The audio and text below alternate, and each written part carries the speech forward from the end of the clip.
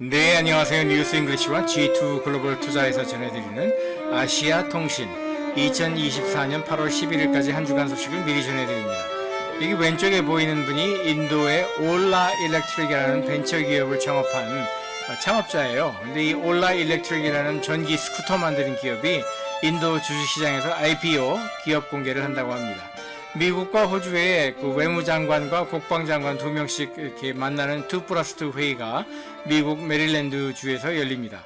그리고 인도네시아가 2024년 2분기 경제성장률 GDP를 이번 주에 발표를 합니다. 그럼 한 꼭지씩 제가 짚어드리겠습니다. 8월 5일 월요일이 되면은요, 이 왼쪽 사진에 보이는 분이 파키스탄의 임란 칸이라고 전 총리예요. 근데 1년 전에 이분이 그 군부 쿠데타에 의해서 쫓겨나가지고 실각을 하고 지금 감금된 지 1년이 되는 날입니다. 그런데 이제 파키스탄을 지금 지배하고 있는 그 군부 쿠데타 세력이 이분을 뭐 풀어주거나 뭐 타협을 하거나 그런 생각이 전혀 없어 보입니다. 근데 이분은 원래 배경이 스포츠 스타예요. 그러니까 영국에서 생겨나가지고 인도, 파키스탄, 호주, 뉴질랜드 이런 나라들에서만 아주 제한적으로 굉장히 인기가 많은 스포츠 종목 가운데 크리켓이라고 있죠. 그 크리켓 스타입니다. 아무튼 그렇고요. 인도네시아의 2024년 2분기 GDP 경제 성장률을 역시 또 8월 5일 월요일에 발표를 하고요. G2 글로벌 투자에서 관심 있게 지켜보고 있는 그 주요 기업들 가운데 이번 분기 실적을 발표하는 기업으로 일본의 대형 상사죠. 이토츠가 있습니다.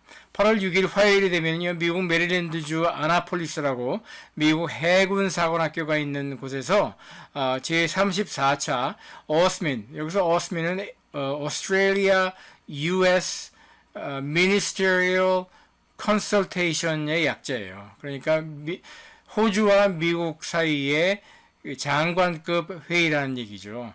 그 오스민 외무국방장관 2+2 연석회의가 미국 메릴랜드주에서 열리고, 여기 왼쪽 사진에서 보면 제일 오른쪽에 덩치가 아주 큰 흑인 장관이 보이는데 이분이 로이드 오스틴 미국 국방장관이고요. 그 옆에 정면을 보고 있는 분이 앤토니 블링켄 미국 국무장관, 외교부 장관이죠. 그리고 그 옆에 여자분이 페니 웡이라고 오스트레일리아 호주의 외무장관이고, 제일 끝에 쪽 왼쪽에 희미하게 보이는 분이 리처드 마일스 호주의 국방장관입니다. 여기서 제일 중요한 분은 역시 미국의 국무장관 앤토니 블링켄 이분이고요.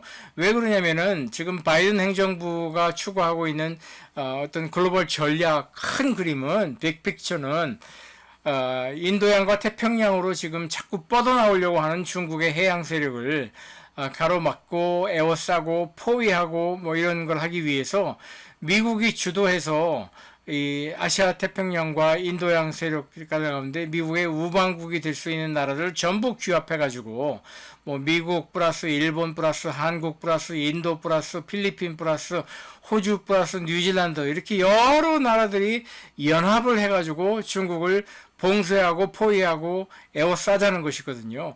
이런 전략의 밑그림을 만든 사람이 바로 이 앤토니 블링켄 미국 국무장관이죠. 근데 만약에 그 트럼프가 두 번째로 이번에 대통령이 당선이 된다면은 이런 밑그림은 아마 쫓아가지 않을 것이고요. 일방적으로 미국 고립주의를 선택을 할 것이기 때문에 중국과는 제한적으로 충돌이 빚어질 것 같고, 중국으로서는 사실 트럼프 같은 사람이 차기 미국 대통령이 되면은 얼씨구나 뭐 좋죠. 예, 아무튼 그렇습니다. 그리고 이제 역시 8월 6일 화요일 내일은 호주의 중앙은행이 금리 결정을 발표를 합니다.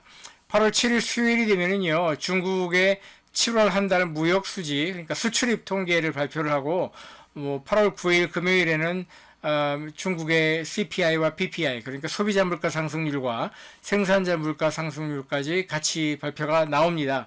왼쪽 차트에서 위쪽의 차트는 일본의 무역 수지이고요. 아래쪽은 중국의 무역 수지인데 빨간색으로 이렇게 표시된 것이 상품 수지예요. 그러니까 눈으로 볼 수 있고 손으로 만질 수 있는 그런 그 재화 상품 수지를 그 무역 수지를 가리키고 있는데, 일본은 그게 마이너스지만 중국은 크게 플러스고 점점 늘어나고 있지 않습니까? 그래서 지금 중국이 이렇게 무역 수지를 흑자를 보는 나라들은 주로 미국 아니면은 뭐 유럽이죠. 뭐 동남아시아도 요즘엔 점점 늘어나고 있다고 하지만 그래도 미국하고 유럽에서 가장 큰 규모의 무역 흑자를 중국이 거두고 있는 거예요.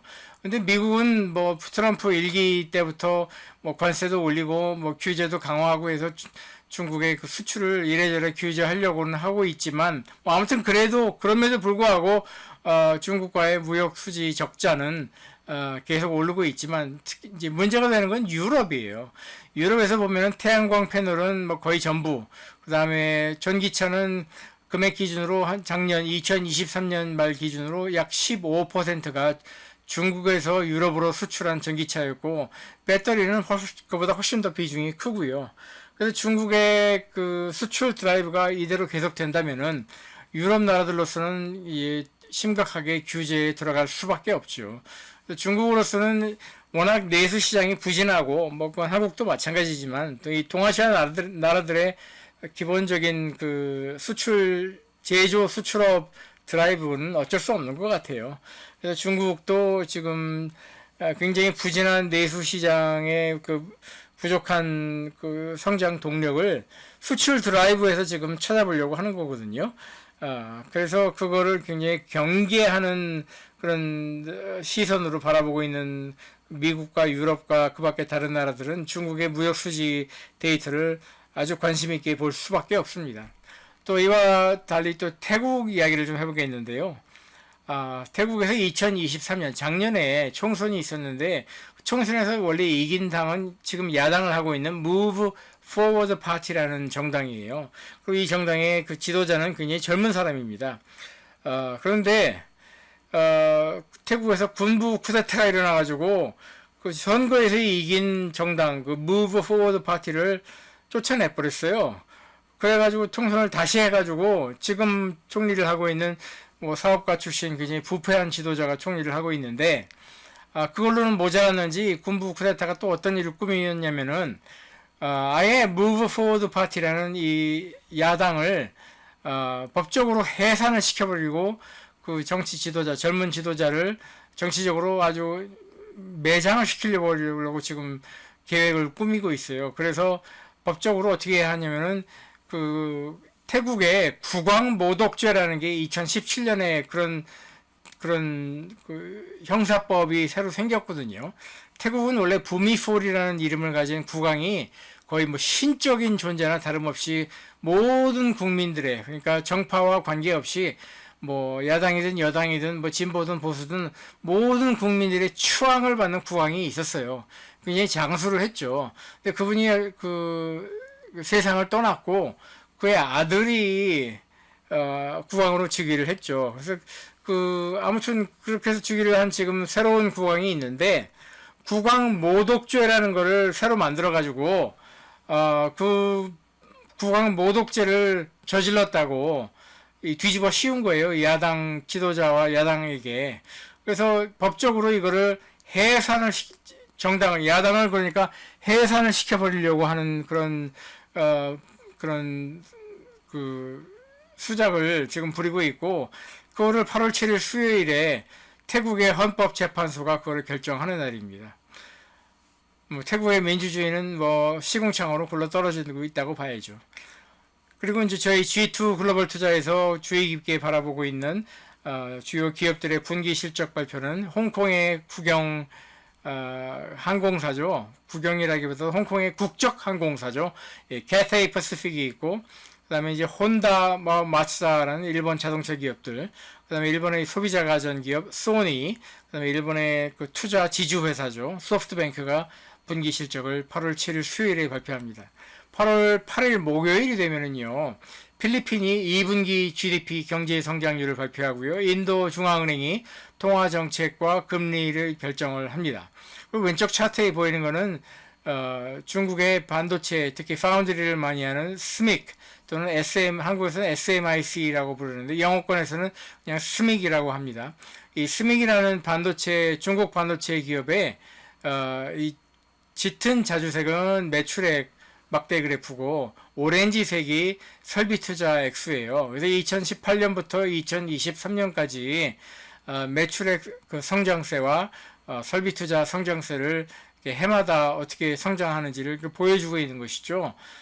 그랬을 적에 이 스믹이라는 회사가 8월 8일 목요일에 2분기 실적을 발표를 하고, 또 중국 기업으로서 이제 중국의 국영 통신 회사죠. 차이나 모바일도 역시 분기 실적을 발표를 합니다. 그리고 이제 8월 9일 금요일이 되면은요, 2024년 인도 주식시장에서 가장 규모가 큰 IPO, 그러니까 기업 공개를 하는 기업으로 이 올라 일렉트릭이라고 전기 스쿠터 만드는 기업이 있어요. 이 소프트뱅크가 투자한 전기 스쿠터 제조 기업인데, 이 IPO 기업 공개를 해가지고 미국 달러 기준으로 약 7억 3,400만 달러, 인도 루피 기준으로는 약 615억 인도 루피화에 해당하는 그런 규모의 그 신규 자금을 지금 걷어 올리겠다고 지금 준비를 하고 있고요. 이 회사의 시가총액, 그러니까 그동안에 또 여러 차례에 걸쳐서 뭐 채권도 발행을 하고 뭐 주식도 발행을 하고 그래가지고 모은 그 시가총액이 지금은 약 그 54억 7천만 미국 달러 정도 되는데, 이 회사 2023년도 2분기, 그러니까 딱 1년 전 기준으로 매출액은 그 인도 루피화 기준으로 이제 127억 8천만 인도 루피화고요. 영업이익은 마이너스, 그러니까 손실이죠. 마이너스 26억 7천만 루피였고, 근데 2024년 5월 한 달 판매 대수가 37,225대였고요. 타밀나두라고 남쪽이죠. 인도의 그 남쪽 최남단 주가 있는데, 거기에 지금 지어놓은 생산 라인에서 연간 1,000만 대 생산을 할 수 있고, 배터리도, 그러니까 전기 스쿠터니까 당연히 배터리로 가겠죠.